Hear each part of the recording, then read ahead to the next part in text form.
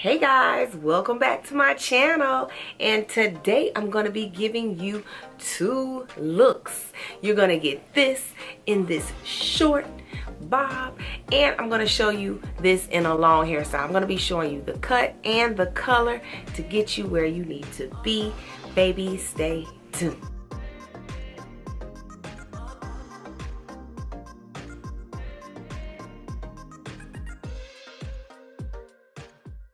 Do you like it long or short? Comment below. Okay, so this is the unit when it was long, and this is the actual video we're going to start off with. I'm going to show you how I got these nice beach wavy waves and this nice tone shade of brown. Okay, our wig sponsor is MyShinyWigs. We're going to add a bundle to the lace wig. I'm going to protect the knots with Got2b spray or any hairspray. I'm going to be using a 4NB, and I'm going to mix it with my Shades EQ processing solution. Okay, so I'm going to start in the middle front first. When applying to the root, I'm going to do my rootage. I'm going to use these mesh strips. You can purchase them from online, or you can get them from your local beauty supply store. They're like rice paper. People call them different things. I call them mesh strips, but they're really good. I'm using them to keep me from making a mess. If you notice, I am painting the root and bringing the hair forward so that it doesn't get everywhere. I don't want it to be messy. While you're doing this and you're doing a rootage on blonde hair, you want to make sure that you are not picking up too much product at one time. As you can see, it's already turning, and you don't want that to get on other parts of the hair, you know, when it comes to dripping. So I'm only using a small amount on the brush at a time. I'm getting very, very close to the root, but I'm trying my best not to go down to the root, because even though I protected it, it is going to have to process. I don't want it to penetrate and get on the knots and cause me to have to do a lot of work when it comes to bleaching it to get the black or dark color off. If you notice, I did start in the middle, and I'm either going to start on the left or right after I do the middle. This is just so that I keep everything neat. I'm able to fold the hair over without it, you know, getting on other parts of the hair. If you notice, I am still doing the same procedure, making sure you don't press hard with the brush. I'm feathering it out as I go up from the root to the end. I'm not going to go that far. I'm only doing about 1.5 inches, and then I'm going to follow up with another color to blend with the 4NB.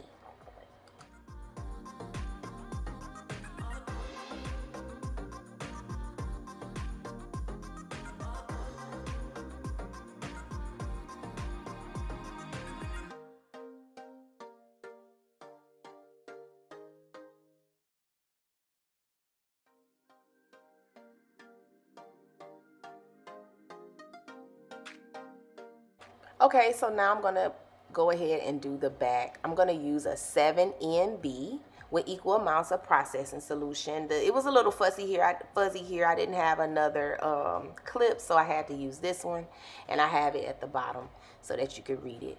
Now I'm going to go ahead and blend the 7NB on down with the 4. I'm blending it together, and you'll see it a little bit better in the back.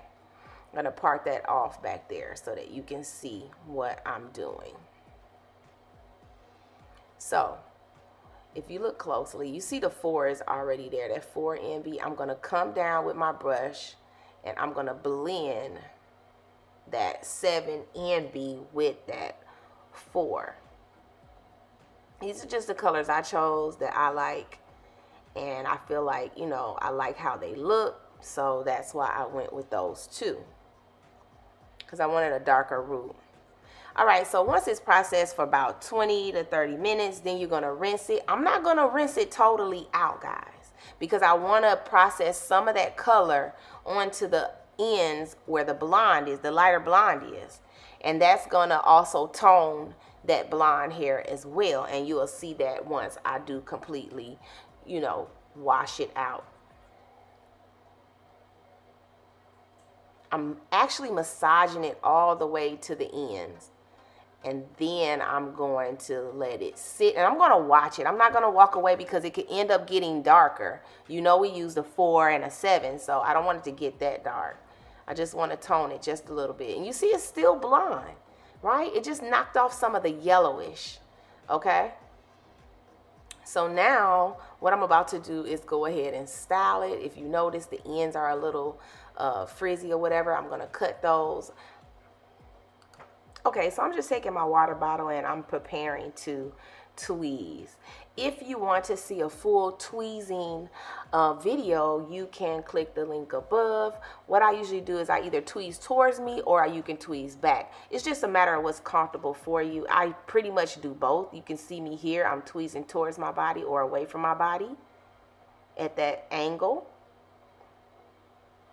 A lot of times people say that they can see what's coming out better that way, but I pretty much just do both. A lot of times it just depends on, you know, how much hair I'm taking out. You can see there I'm going back. Now that it's customized, I'm ready to style it. I'm just going to knock some of these ends off. I don't want those straggly ends on there so that the hair has a really finished look.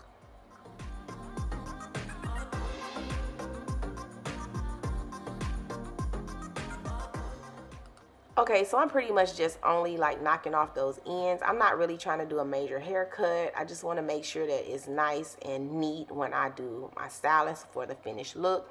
Now I'm going to take my flat irons and I'm only going to flat iron the ends. I'm not going to flat iron the entire look because I am going to go in with a beach wave. But I want that beach wave to have that straight effect on the ends. So you'll notice I'm using my Shator flat irons. I love these flat irons. So I'll put the information below so that you can get yours. I've been using them for over a month now and I am very satisfied. Okay, so I am using my wand. I am going to do some slight beach wave. And I'm going to leave the ends straight. You don't have to make it tight. It just depends because they will drop on their own. And I will not be putting this unit on until the next day. So mine is a little tight for me.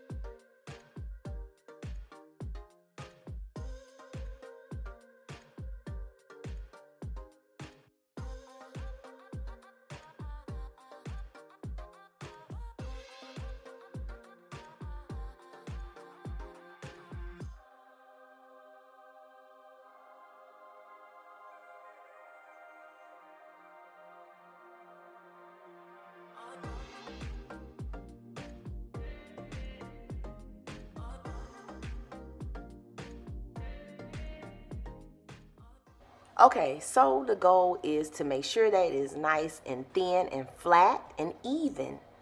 I have a lot of forehead space, guys. If your customer does not have a lot of forehead space, you want to be careful with this, with glue, any type of glue. I don't want to put globs of glue on their hair where, you know, it's going through the cavity, it's getting on their hair, because I'm trying not to put the frontal so forward. But I don't want them to have a hard time taking it off, and I don't want to have a hard time taking it off at maintenance.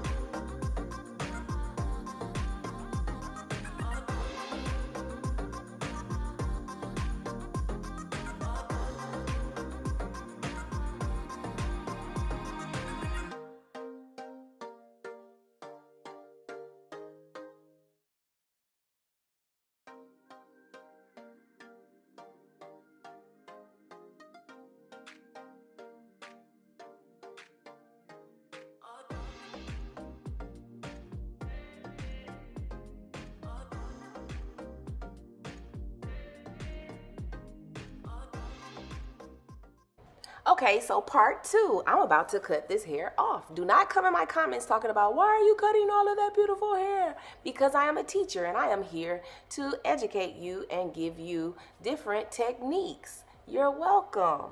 All right, guys, so now that we're done with that, I am going to section the hair off, and I'm going to decide where I want to start that cut. I'm going to start it in the middle. I have other videos on here as well where I show different cuts.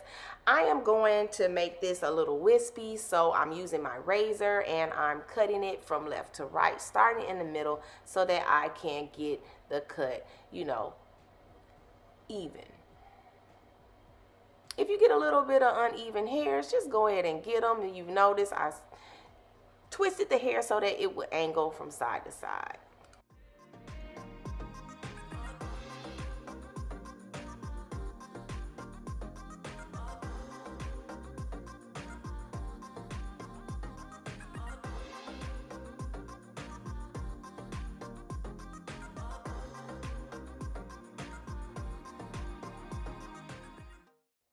Okay, so here I brought my hair down. Then I'm going to pull that hair out at 45 and blend it with the hair that's already cut at the bottom.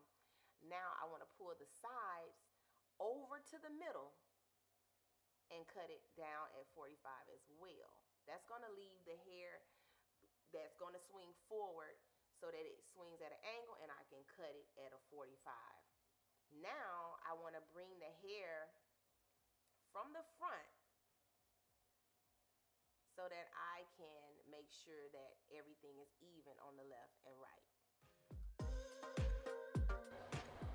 Okay, so now I'm just doing the same exact thing. I'm pulling the hair back into the middle and cutting it at 45 so that hair that swings forward is at an angle, and I'm just cleaning it up here.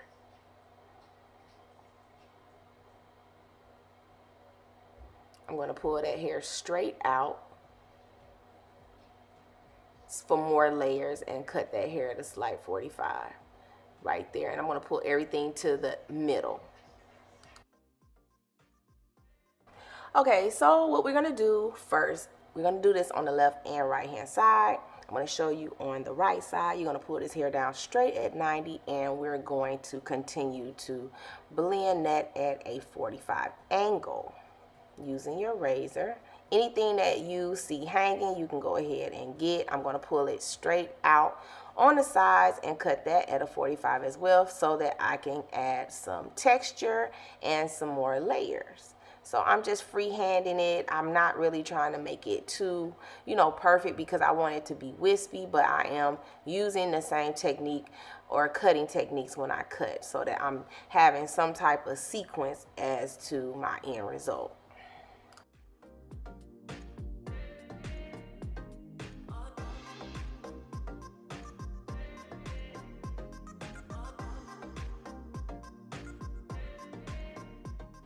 Okay, when it comes to the bang area, I want to slant that a little bit. I'm going to decide how long I actually want that bang to be, and I'll cut a piece so that I have something to go by.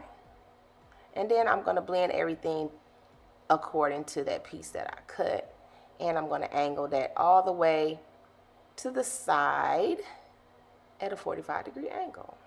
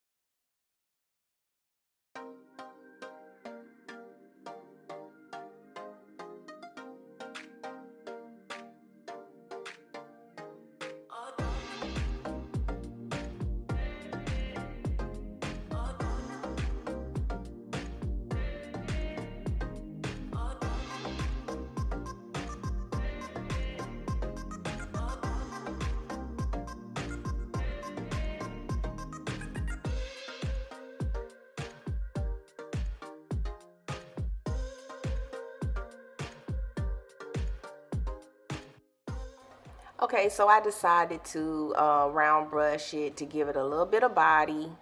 I had already started it, and now I am just finishing it up, and I will put my curls in afterwards. All right, so I'm gonna go in with some small flat irons in the back and curl it. I was going to just use the flat irons on the entire head, but I changed my mind because I wanted to make sure I was gonna have enough body as to what I was going for. So right here you see me using my flat irons, but I'm gonna switch this up because I felt like it was just too flat for me. Okay, so I'm gonna go in with my barrel curlers. They're gonna give me the most volume, and I just feel like that would be the best thing for the outcome of the style that I'm trying to achieve. So I had to change it up, and if you notice, I am curling it, and I'm still kind of like leaving the ends a little straight. If they're too tightly curled on the ends, it's gonna, I want to give it kind of like a wispy look on the ends. If you're not getting that wispy look, you can go back behind it with your flat irons and kind of flatten out the end pieces.